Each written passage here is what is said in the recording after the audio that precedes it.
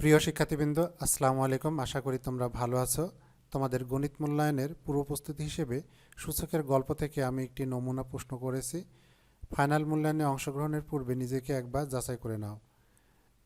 আর প্রশ্নগুলো কেন এমন হচ্ছে এই ভিডিও শেষে দেওয়া আছে, তোমরা একটু দেখে নিও। এবার দেখে নেওয়া যাক প্রশ্নপত্রটি।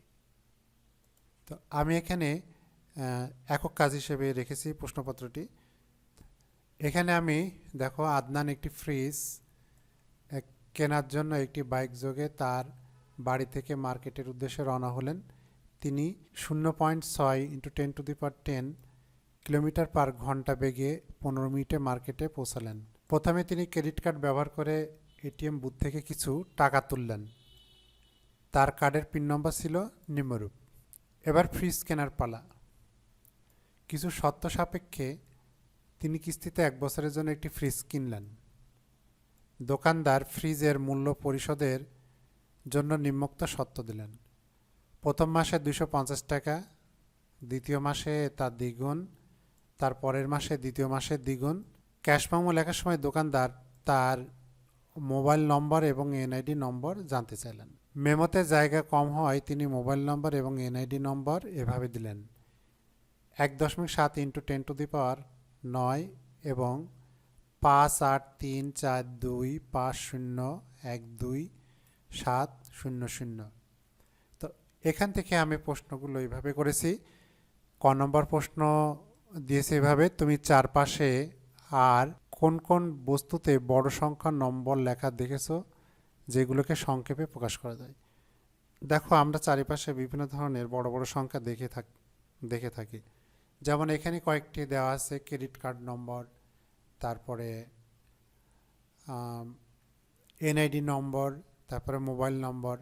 এভাবে আরও সংখ্যা আমাদের বাস্তব জগতে রয়েছে, যেগুলো 11 ডিজিট, 17 ডিজিট কিংবা তারও অধিক সংখ্যা হয়ে থাকে। তো আসলে এই নম্বরগুলোকে সংক্ষেপে প্রকাশের উপায় কী? খ নম্বর প্রশ্ন দেখো: আদনান সাহেবের বাড়ি থেকে মার্কেটের দূরত্ব কত? তোমাকে এখন আদনান সাহেবের বাড়ি থেকে মার্কেটের দূরত্ব নির্ণয় করতে হবে। তার ক্রেডিট কার্ডের পিন নম্বর কত ছিল? তো এখানে খেয়াল করে দেখো, ক্রেডিট কার্ডের পিন নম্বর সূচকের সাহায্যে দেখানো হয়েছে। তোমাকে এটা হিসেব করে বের করতে হবে। তো আসলে এখানে যে সংখ্যাগুলো প্রদান করা হয়েছে এগুলো অতটা কঠিন না। পরীক্ষায় হয়তো এর থেকে আরও বেশি সংখ্যক দিতে পারে।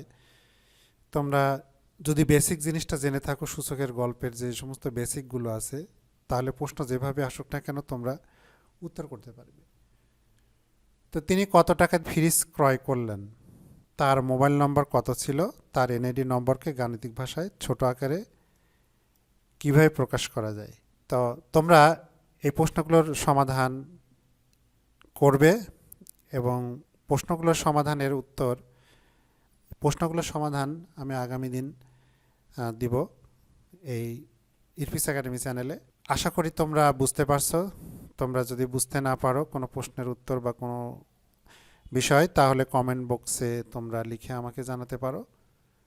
পরবর্তীতে আমি সমাধান দেব। তা আমি এখন যে কথাটি বলতে যাচ্ছিলাম, যে প্রশ্নগুলি আসলে কেন এমন হচ্ছে, তোমরা তো সকলেই জানো যে আমাদের নতুন কারিকুলাম, এই কারিকুলামটা মূলত সৃজনশীল এবং আগে সৃজনশীল ছিল। তো এখন এটাকে আরও মডিফাই করে কারিকুলামটিকে নিয়ে যাওয়া হয়েছে অভিজ্ঞতা ভিত্তিক শিখন পদ্ধতি। তো এখানে প্রথমে এই অভিজ্ঞতা ভিত্তিক শিখনের প্রেক্ষাপট নির্ভর অভিজ্ঞতা দিয়ে তোমাদের নিকট জানতে চাই। আসলে তোমরা লক্ষ্য করে থাকবে, দেখবে যে প্রতিটি পরীক্ষায় কিন্তু এই প্রেক্ষাপট নির্ভর অভিজ্ঞতা তোমাদের কাছ থেকে জানতে চাওয়া হয়।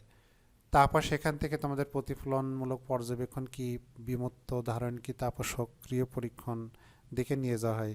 অর্থাৎ একক কাজ, জোড়াই কাজ এবং দলগত কাজ এর মাধ্যম দিয়ে তোমাদের প্রশ্নপত্র শেষ হয়। এছাড়া আরও কিছু বিষয় আছে যেগুলোর উপর ভিত্তি করে প্রশ্নগুলো করা হয়ে থাকে, যেমন পিআই, যেটা পারফরমেন্স ইন্ডিকেটর।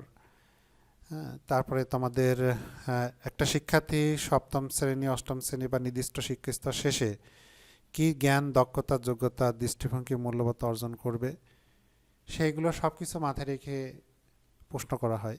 যেমন গণিত বিষয়ের 8টি যোগ্যতা রয়েছে। তো এই যোগ্যতাগুলো উপর ভিত্তি করে কিন্তু প্রশ্ন করা হয়।